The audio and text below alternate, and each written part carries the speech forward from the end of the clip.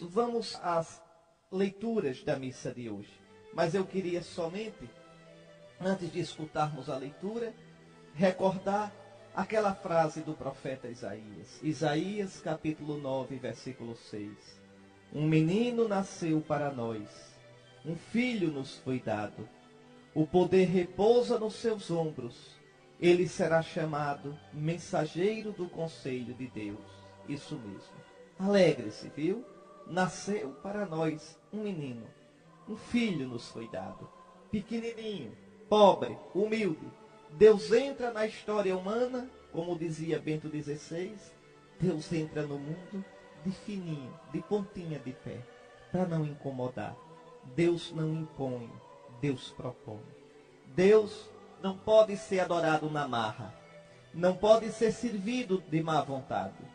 Deus só pode ser amado. Deus só pode ser acolhido na fé, acolhido com amor, acolhido de boa vontade.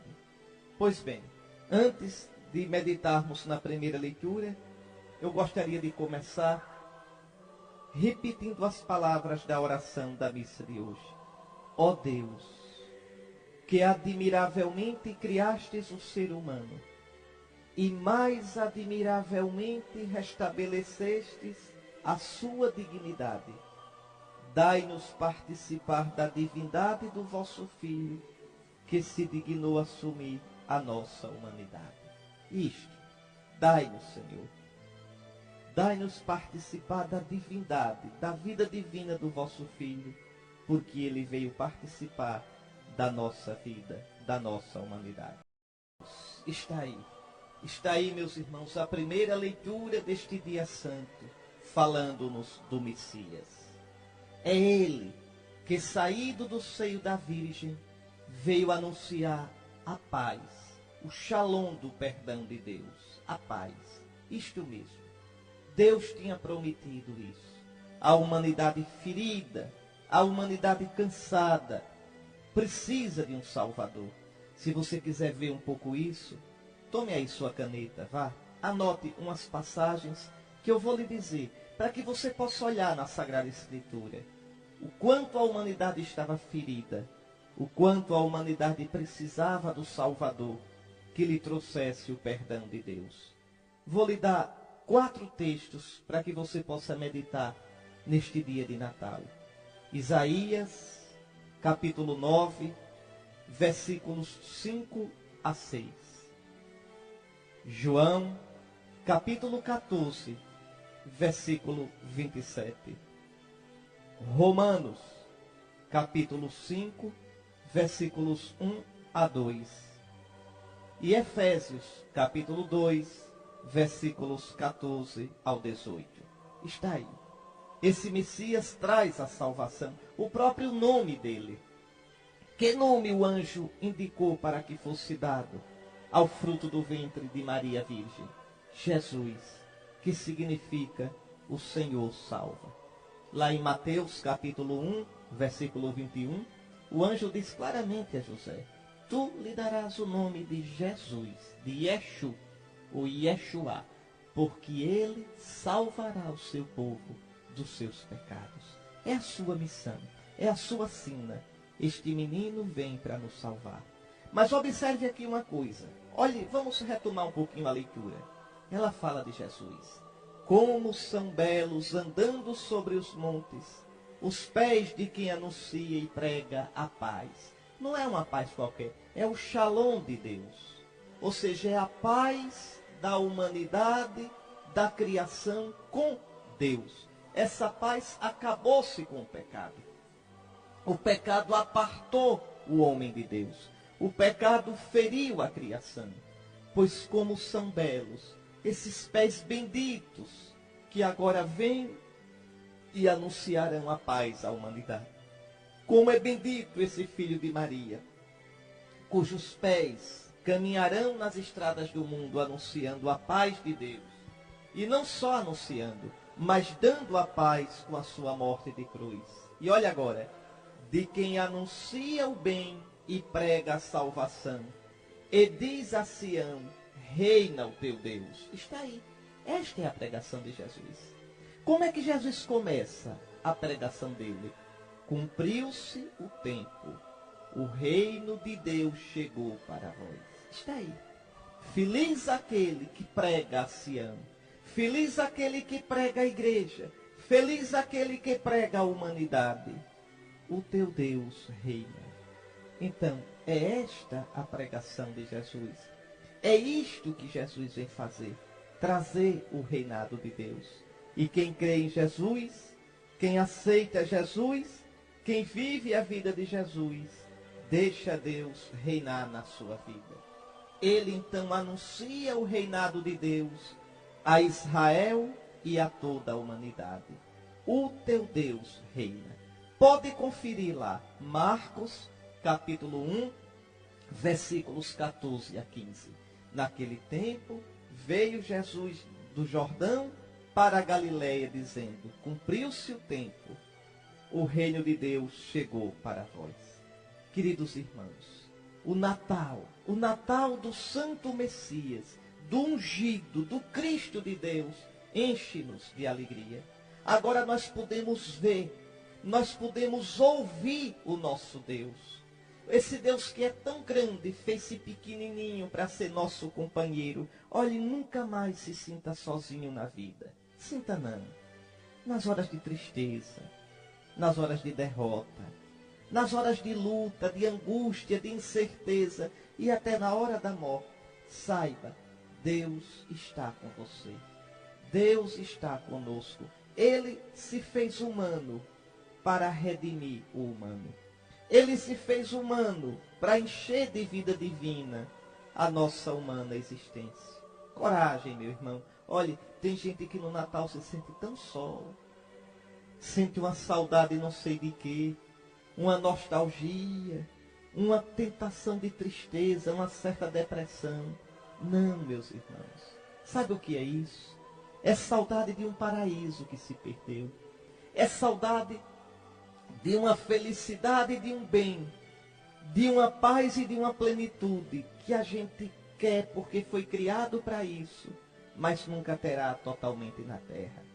Essa paz que você procura, essa plenitude que você deseja, esta vida da qual você tem sede, tudo isso está deitadinho no presépio, nas mãos fofinhas daquele menininho, daquela criancinha que choraminga, recém-nascida de Maria Virgem. Ali está a nossa salvação. Ah, se a gente pudesse chegar pertinho do presépio e beijar aquele menininho e pensar, meu Deus, mas pensar realmente assustado, aqui está o Criador do mundo. Como pode aquele que envolve a criação toda estar envolvido por essas palhinhas? Como pode aquele que é rico, que é fonte de todo dom, estar envolvido em faixas, emulando os pobrezinhos? Como pode o Deus que alimenta as aves do céu estar precisando do leite da Virgem Mãe? Como pode o que veste os lírios dos campos de beleza, uma beleza maior do que as vestimentas de Salomão, está aqui, pobrezinho no presépio? Como pode aquele que sustenta o universo ser levado nos braços por José e Maria? Eis o amor de Deus. Você não está só. Deus está conosco. O nome do menino é Emanuel. Deus conosco. Eu repito, agora podemos ver e ouvir o nosso Deus. Podemos abraçá-lo e ser por ele abraçados. Não mais estamos sozinhos. Eu vou dar alguns outros textos para que você hoje possa ler, meditar, mastigar estas coisas que eu estou dizendo. Veja lá, Isaías 30, versículos 18 ao 21. Depois, Lucas 2, 29 a 32. Depois, João 1, versículo 14.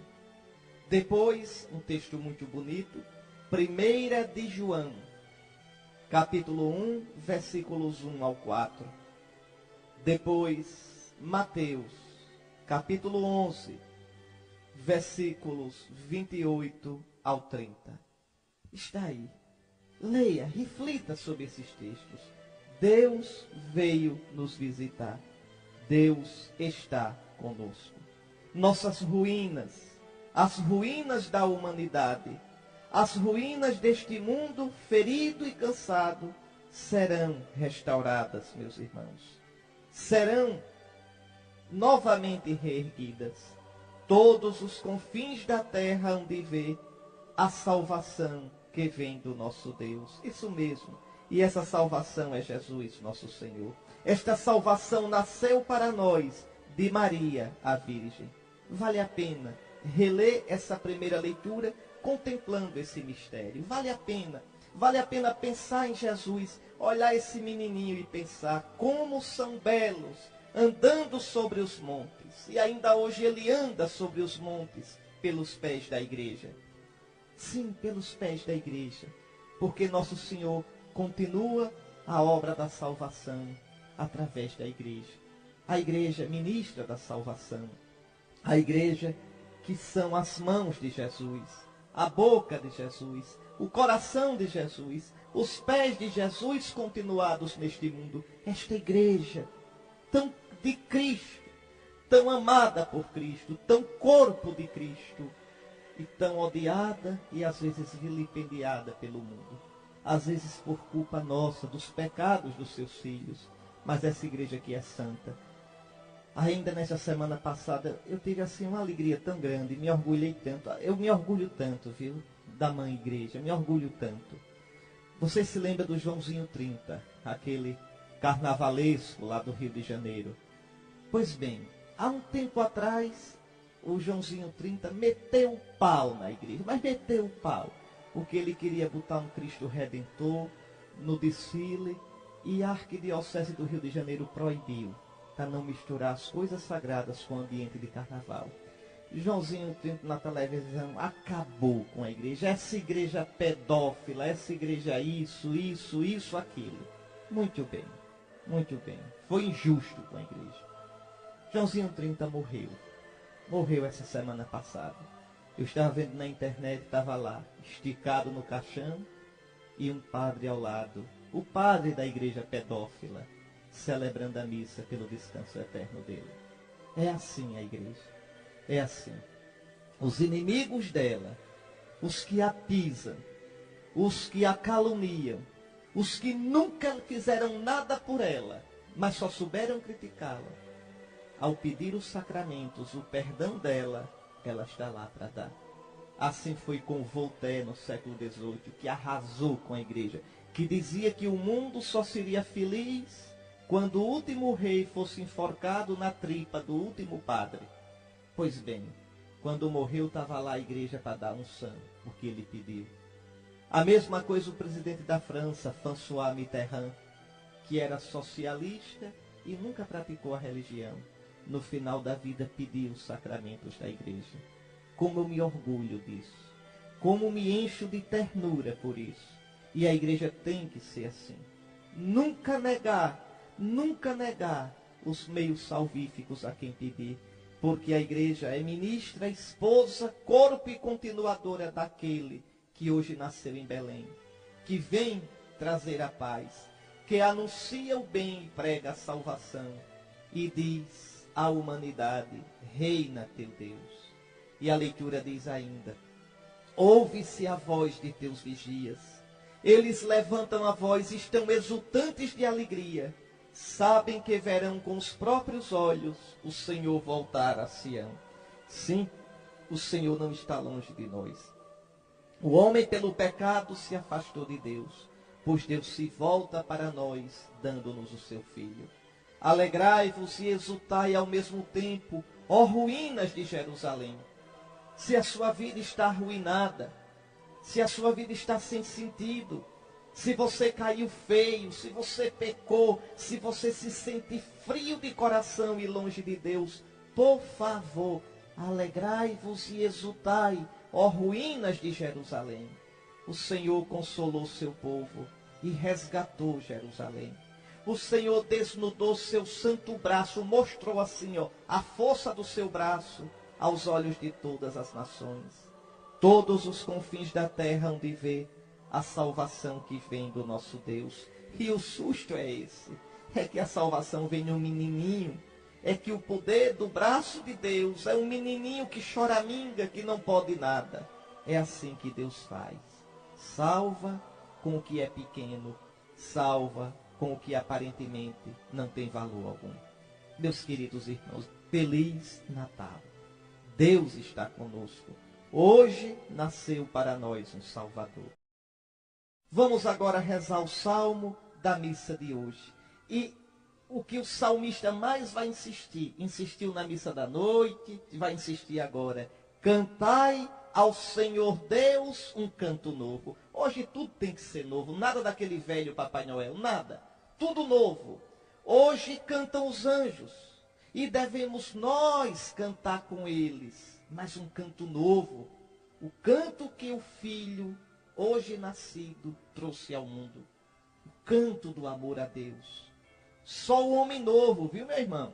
Só o homem novo pode cantar o cântico novo.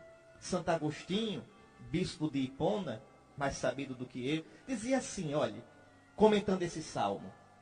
Porque o salmo hoje diz: cantai ao Senhor Deus um canto novo. Escute o que aquele bispo danado de sabido dizia: somos exortados a cantar ao Senhor um cântico novo.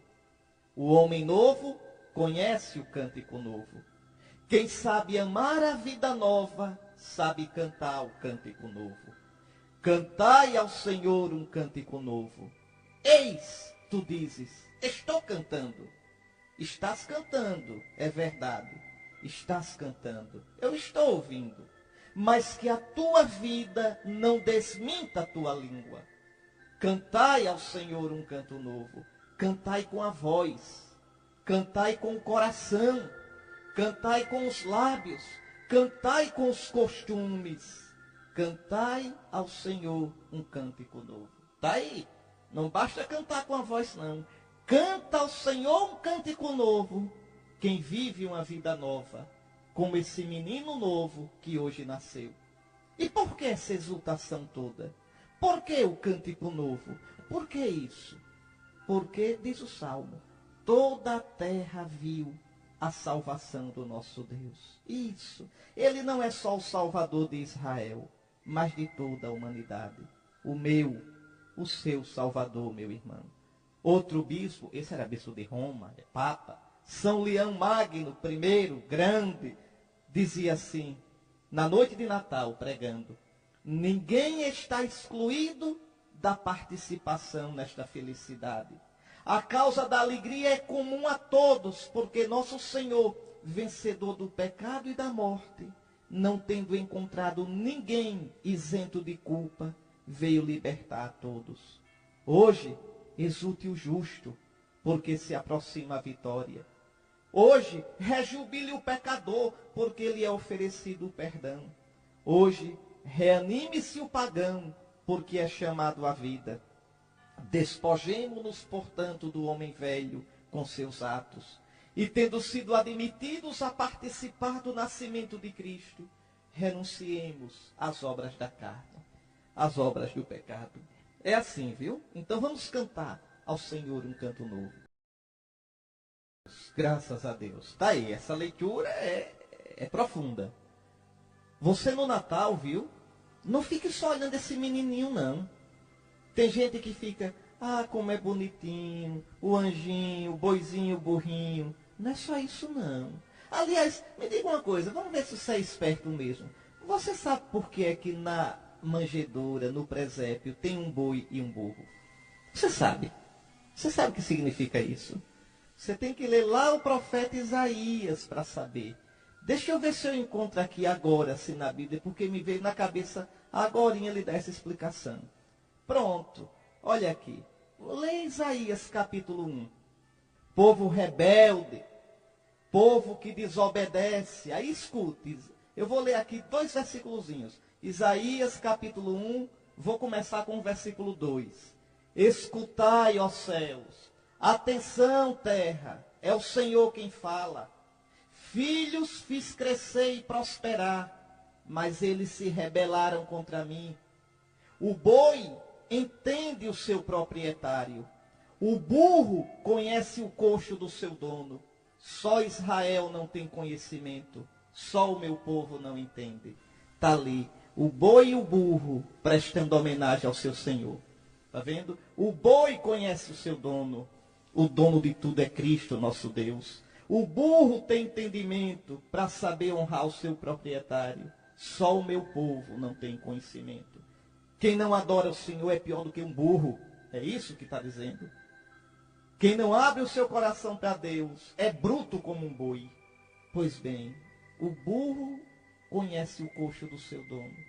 O boi respeita o seu proprietário. Só meu povo não tem entendimento. É pior do que um bicho, pior do que um boi, pior do que um burro. Entendeu? E tem mais. O menininho está no coxo, não está? Manjedoura quer dizer coxo. A palavra manjedoura, tá certo? Quer dizer coxo. É onde se coloca a comida para o gado. Então está ali o boi e o burrinho, não estão ali? É como se eles se alimentassem de Cristo. O boi significa os judeus e o burro os pagãos. Ou seja, judeus e pagãos encontram seu alimento em Cristo. Aquele coxinho já lembra o que Cristo será. Alimento no altar.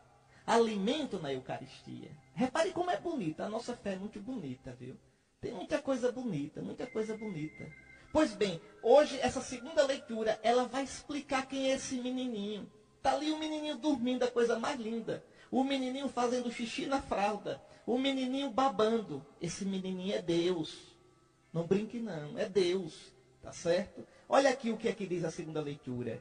Muitas vezes e de muitos modos falou Deus outrora aos nossos pais pelos profetas. É verdade. O Antigo Testamento todo, Deus chamou nosso pai Abraão. Deus falou com Isaac. Deus em sonhos falou a nosso pai Jacó. Lutou com nosso pai Jacó no val do rio Jaboque. Deus falou a Moisés. Deus falou pelos profetas. Nestes dias que são os últimos, Ele nos falou por meio do Filho. Por que se diz que são os últimos? Nós estamos nos últimos dias? Estamos. É porque o mundo vai se acabar daqui a um mês? Não. Os últimos dias começam com Jesus. E por que são os últimos? Porque são os dias definitivos. Depois de Jesus, não há revelação nova alguma. Não existe uma terceira revelação. Não existe. Jesus é a palavra do Pai. Com Jesus, o Pai não tem mais nada a dizer.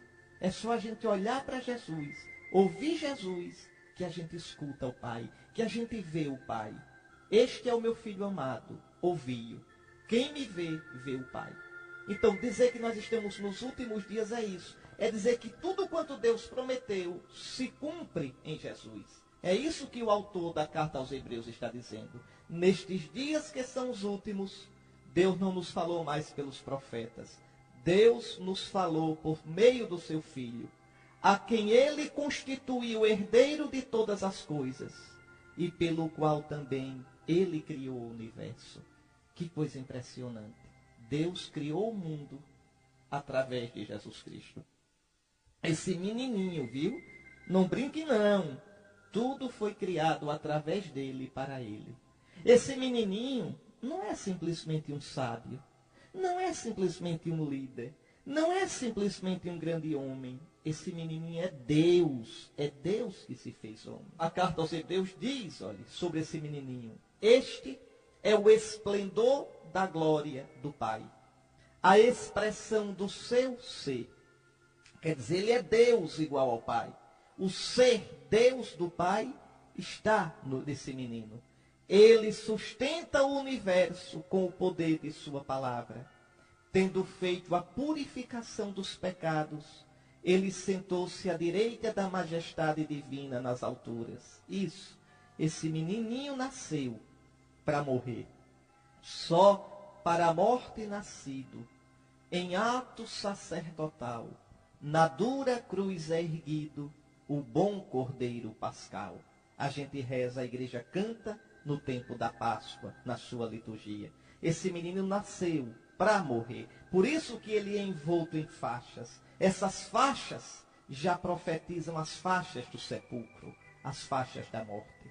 Isso, meus irmãos, para que o boi e o burrinho tenham vida, para que os pagãos e os judeus tenham vida, esse menininho vai ter que morrer e ressuscitar para ser nosso alimento de vida eterna. Por isso, neste dia santíssimo de Natal, a carta aos Hebreus já lembra que esse menininho nasceu para morrer, tendo feito a purificação dos pecados na cruz. Ele sentou-se à direita da majestade divina nas alturas. Ele foi colocado tanto acima dos anjos, quanto o nome que ele herdou supera o nome deles. Jesus é maior que os anjos. Jesus é Deus feito homem. Maior que os anjos como Deus, fez-se menor que os anjos como homem. Morreu e ressuscitou, e agora é Deus e homem glorioso no céu, e os anjos o adoram. De fato, diz ainda a palavra santa de Deus, a qual dos anjos Deus disse alguma vez, tu és o meu filho, eu hoje te gerei. Ou ainda, eu serei para ele um pai, e ele será para mim um filho. Só disse isso. Deus só disse isso ao Filho Eterno. Só o Filho Eterno é gerado eternamente pelo Pai. Só o Filho Eterno, o Pai diz, eu serei para ti um pai, e tu serás o meu filho. Quando faz entrar o primogênito no mundo, Deus diz, todos os anjos devem adorá-lo. É por isso que nós escutamos na missa da noite os anjos que anunciam a vinda do Salvador e cantam o glória a Deus nas alturas. Pois bem, queridos irmãos, por tudo isso eu tenho que repetir para você, Feliz Natal. Hoje nasceu para nós um Salvador, o Cristo Senhor. Meus queridos irmãos, esse evangelho é profundo e comovente. Então eu vou chamar a atenção só para alguns pontos principais. Está certo? Primeiro, no princípio era a palavra, ou seja, o verbo, o logos. Em grego a palavra que se diz é logos, tá certo? E a palavra logos tem dois sentidos, pensamento e palavra. Então Jesus é o pensamento do Pai. E esse pensamento não ficou escondido. Veja, o pensamento como pensamento é escondido. Como é que eu revelo o meu pensamento? Pela palavra. Então, esse Filho Eterno é o Logos, é o pensamento que se fez palavra. É o pensamento do Pai que nos falou. Então, quer saber quem é Deus? Olhe Jesus, ouça Jesus. Quer ver a Deus? Olhe Jesus, ouça Jesus. Quer entender o caminho de Deus? Quer tocar em Deus? Toque em Jesus. No princípio, que princípio é esse? Quando diz assim, no princípio era a palavra. Que princípio é esse? Pense um pouquinho. Vá. Pensou? Esse princípio é aquele de Gênesis, capítulo 1, versículo 1. No princípio Deus criou o céu e a terra. E Deus disse, olha a palavra. Então João aqui está dizendo, no princípio, quando Deus criou o céu e a terra, já existia a palavra. E tudo foi feito por meio dela. Deus ia dizendo a palavra e tudo ia se fazendo. Está vendo? Ou seja, aquilo que a carta aos Hebreus disse na segunda leitura de hoje, tudo foi criado através do Filho. Então, Cristo é o verbo, quer dizer, a palavra, e ele é eterno. Estava com Deus e era Deus como o Pai desde a criação do mundo. No princípio era a palavra. A palavra estava com Deus, quer dizer, com o Pai. E a palavra era Deus como o Pai. Na nossa língua portuguesa não dá para a gente ver isso direito, mas no grego dá direitinho. Eu vou dizer como se fosse no grego mesmo, está certo? Traduzir ao pé da letra. No princípio era a palavra, e a palavra estava com o Deus, e a palavra era Deus. Olhe, tem uma diferença. O Deus e Deus. Então, vamos lá. No princípio era a palavra, e a palavra estava com o Deus. Quando São João escreve o Deus em grego, ele quer dizer o Pai. Então a palavra estava junto do Pai. A palavra é palavra do Pai. E a palavra era Deus. Quando João escreve Deus sem o U, sem artigo, Deus aí quer dizer a natureza divina. Então a palavra era Deus igual ao Pai. Está vendo? Vamos lá. No princípio era a palavra, e a palavra estava com o Deus Pai, e a palavra era Deus como o Pai. Está aí. Era divina, igual ao Pai. É isso que o Evangelho está dizendo. Esse menininho danadinho dormindo na manjedoura é Deus. É Deus perfeito, é Deus santo. Esse menininho a gente adora. Jesus não é para ser admirado, não. Jesus é para ser crido, adorado, adorado. Tudo quanto existe foi criado através dele, e sem ele nada foi feito. É por isso que o mundo é bom. Tudo que existe é bom. Você pode dizer, mas senhor bispo, ia se desmantê-lo no mundo. E gente ruim que tem no mundo. E o capeta? Como é que é bom? Vou repetir, tudo é bom. É radicalmente bom, na raiz é bom. Agora, pode se perverter pelo mau uso da liberdade. Como o diabo se perverteu e como os que o seguem se pervertem. Mas tudo foi criado bom. E ainda é na raiz bom, porque foi criado pelo Pai através do Filho. Nele e só nele está a vida verdadeira. João diz no versículo 4 hoje, nele está a vida. Você quer viver de verdade? Quer? Abrace Jesus. Busque os sacramentos de Jesus. Você quer viver uma vida que vale a pena? Uma vida de coração cheio? Uma vida que seja semente de eternidade? Não coloque sua vida a ilusão de que vive porque tem amigos famosos, porque tem um título acadêmico, porque tem dinheiro, porque tem mais poder que os outros. Isso tudo se esfarela, isso tudo passa, meus irmãos, passa. Basta vir um AVC, basta um câncer de repente, severo, agressivo, basta uma morte repentina, basta, meus irmãos, de repente, uma doença degenerativa, basta uma calúnia, basta uma crise econômica para quebrar tudo. Oh, meu irmão, nisso não está a nossa vida. Essas coisas têm certo valor, mas não são a nossa vida. Nele, em Jesus nosso Senhor, está a nossa vida. Veja, depois outra coisa que esse evangelho de hoje diz. Ele, desde o princípio, está no mundo, com a sua mão que tudo dirige e orienta. Mas os homens, desde o princípio, não o acolheram, não o reconheceram. Que coisa, nesse dia tão bonito de Natal, uma marcazinha de sangue no evangelho de hoje. Nessa missa tão bonita do dia do Natal, o evangelho já fala da cruz. Veio para o que era seu, e os seus não o receberam. Vão matá-lo, vão crucificá-lo. Como Simeão vai dizer à Virgem Maria, este menino será sinal de contradição. Está aí. E você, o acolhe ou o rejeita? E você, o abraça ou o repele?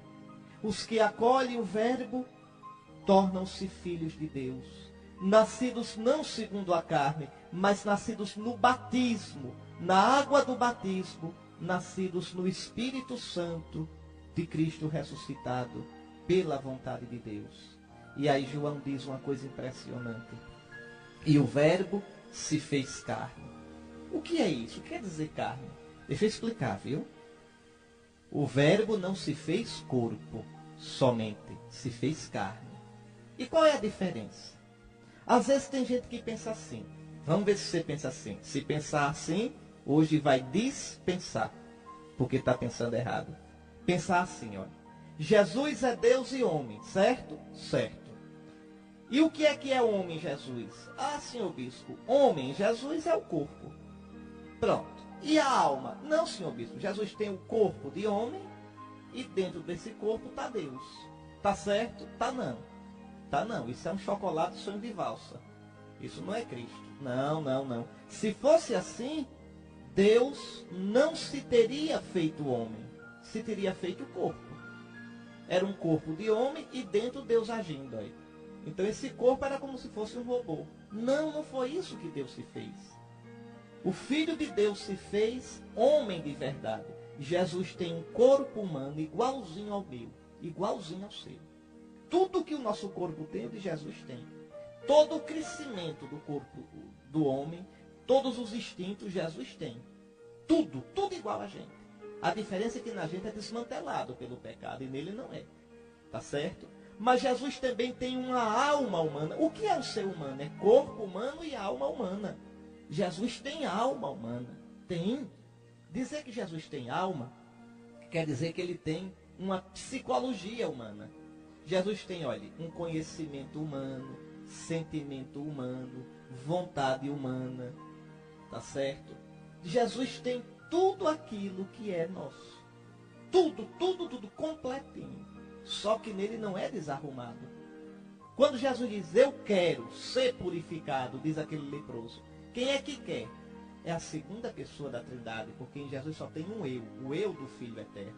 Mas ele quer com a vontade humana. Com a vontade igual a minha, igual a sua. Então, reveja, ele se fez homem de verdade. É isso que João diz hoje, que o Evangelho diz, o verbo se fez carne. Carne na Bíblia é o homem todo, o homem no seu todo. E por que diz carne? Porque quer dizer que o homem é frágil. O Filho de Deus se fez frágil. Você quer ver isso bem direitinho? Pega a caneta aí novamente, eu vou lhe dar uma passagem. Pegue aí, Isaías 40, versículos 6 a 8. Veja, toda a carne é erva, a erva murcha. Está lá. O verbo se fez carne que murcha. Toda a carne é erva que passa. Lá Isaías diz assim, olha, toda a carne é erva, toda a carne murcha. Só a palavra de Deus permanece. Pois hoje, a palavra de Deus que permanece, o Filho, o Verbo, se fez carne que murcha. Que coisa impressionante. Aquele que é rico se fez pobre. Aquele que é eterno se fez imortal. Aquele que é grande se fez pequeno para nos salvar. Está aqui a humilhação, o abaixamento do Filho por nosso amor. Na carne, e agora na carne, na natureza humana frágil, a gente pode ver a glória de Deus. O Verbo se fez carne, habitou entre nós, e nós vimos a sua glória. Só Jesus, o Verbo encarnado, pode nos revelar Deus. Jesus não é um homem bom, grande. Não, Jesus é Deus. Deus que se fez homem. Só Ele é o caminho. Só Ele é a verdade. Só Ele é a vida. Só Ele nos leva ao Pai. Por isso, termina o Evangelho de hoje dizendo, a lei foi dada por Moisés, mas a graça e a verdade nos vêm por Jesus. Você lê aí, olha, Atos capítulo 4, versículos 8 a 13. Não há outro nome no qual possamos ser salvos, a não ser o nome de Jesus. E João 14, 1 a 10. Só Jesus é o caminho, a verdade, a vida. Pois bem, eu digo a você o que a igreja diz hoje, na língua mesmo da igreja, a língua latina. Christus natus est pro nobis. Venite adoremus. Cristo hoje nasceu por nós. Vinde, adoremos. Aqui, nessas palavras, a igreja diz o seu sonho, diz tudo o que ela quer dizer. Meu querido irmão, Feliz Natal para você, viu? Eu queria terminar somente recordando as palavras da liturgia de hoje, da liturgia do Natal, que fala bem sobre esse mistério. Olha aqui. No mistério da encarnação de vosso Filho, Pai, nova luz da vossa glória brilhou para nós. E reconhecendo a Jesus como Deus visível a nossos olhos, aprendemos a amar nele a divindade que não vemos. Que coisa linda. Olhando Jesus homem, aprendemos a crer e adorar Jesus Deus. Ele, no mistério do Natal que celebramos, invisível em sua divindade, tornou-se visível na nossa carne. Gerado antes dos tempos, entrou na história da humanidade para erguer o mundo decaído, restaurando a integridade do universo, introduziu no reino dos céus o homem redimido. E para terminar, por ele, realiza-se hoje o maravilhoso encontro que nos dá vida nova em plenitude. No momento, Pai, em que vosso Filho assume nossa fraqueza, a natureza humana recebe uma incomparável dignidade. Ao tornar-se ele um de nós nos tornamos eternos. Está aí. Hoje o céu e a terra fazem um negócio danado. E no negócio, quem se dá bem é a gente. Deus recebe o quê? A nossa humanidade, desse jeito, fraca. E dá o quê a gente? A divindade dele. É a palavra que o padre diz todo dia na missa, viu? Quando o padre mistura um pouquinho d'água no vinho, sabe o que ele diz? Você não ouve, mas ele diz. Ele joga um tiquinho d'água no vinho da missa e diz assim, diz ao Pai: pelo mistério desta água e deste vinho, possamos participar da divindade daquele que assumiu a nossa humanidade. A água e o vinho misturado lembra que Jesus é Deus e homem. E lembra aquela gotinha d'água que a gente foi mergulhado em Cristo, porque ele se fez um de nós. A luz resplandeceu na escuridão desse mundo. Nunca mais as trevas vão vencer a luz. Tenha medo não, viu? Nunca tenha medo. As trevas desse mundo são densas. Às vezes parece que vão engolir tudo, mas as trevas não terão a última palavra. Jamais irão as trevas vencer o seu clarão. O clarão que brilhou hoje em Belém. O clarão que brilhou na Páscoa da ressurreição. E que brilhará um dia para sempre de modo pleno, quando Cristo, nossa vida, aparecer em glória. Um Feliz Natal para você. Um Feliz Natal para a sua família. Um Feliz Natal para todos quantos você ama. E abençoe-vos o Deus Todo-Poderoso, Pai, Filho e Espírito Santo. Amém.